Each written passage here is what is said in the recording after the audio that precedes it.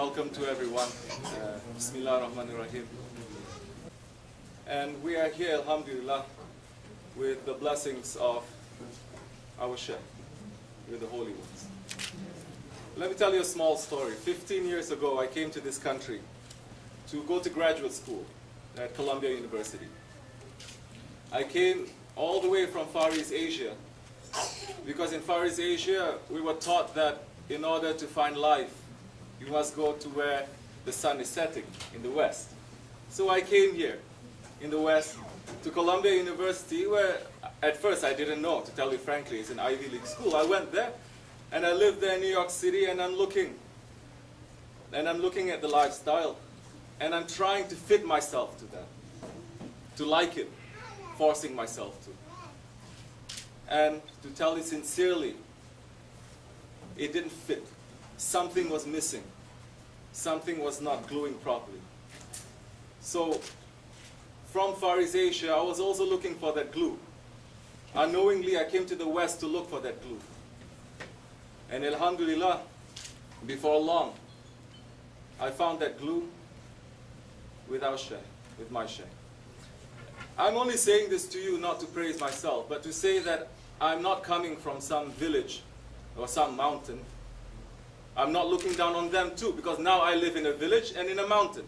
And I know how difficult it is, how much intelligence it is to live in those kind of conditions, which is the conditions of the Prophet ﷺ, the conditions of the Sahaba Kiram, and the conditions of the Awliya Allah. So I came and I saw our Shaykh sitting one day in New York City in a basement, very stuffy day, summertime, like this. And I saw him sitting. I was looking for a Sufism, and I saw Islam. And I looked and I saw him, and for the first time in my life, wallahi,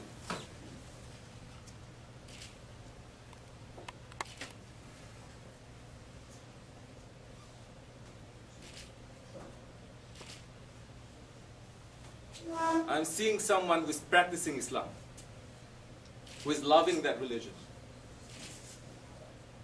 He's not apologizing for that religion. He's not ashamed for that religion. He's not saying, I am American Muslim, American first instead of Muslim, or Pakistani Muslim, or Turkish Muslim. I'm a Muslim. And I felt relieved. I felt happy. Because Prophet ﷺ is so far away from us, from me, 1400 years ago. But when I looked at him, he's representing that one. He is not that one, but he's representing that one. And for the first time in my life, and I'm speaking for the behalf of so many of us here, for the first time in our lives, we are feeling that we're living as if we're in the presence of the Holy Prophet ﷺ. We are not comparing ourselves to them. We're very far away from them, but we're tasting a little bit. We're tasting also that glue, that we're putting Allah and His Prophet first.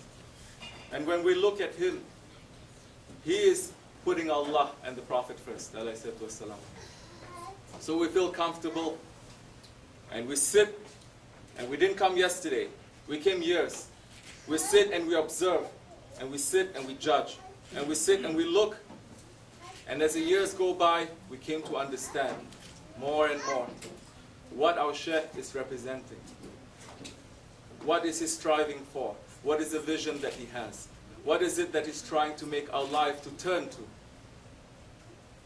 Holy Prophet ﷺ, our Prophet is saying so many times, he did not come to the world to teach his people, the Ummah, us, the dunya, but to bring them to Akhirah. And when I sit with him, I'm feeling that I'm not connected to this dunya. The burdens that I have is passing, and I feel comfortable. The burdens that I have, the problems that I have, seem small, because now I understand what Allah wants from me and how I can be a servant, and that brings peace to me. That brings strength to me. So, just as 1400 years ago, Holy Prophet ﷺ also came, and he came and he brought people together whose heart is together. and he came for the sake of haqq. That is how we are seeing our Shaykh. That is how we are seeing how he is serving his Shaykh, and how they are serving their Shaykh for 1400 years, unbroken lineage. And we're feeling very happy and very grateful to be part of this lineage.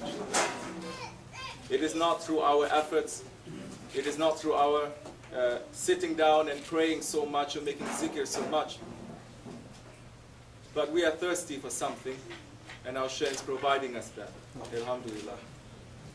I'd just like to take this opportunity, because this marriage here, this is a glue. These two people here, they are glued. But what is that glue that is holding them together? If it is dunya, it will pass, and the end is not so good maybe. If it is the nafs, it will pass. The ending is not so good.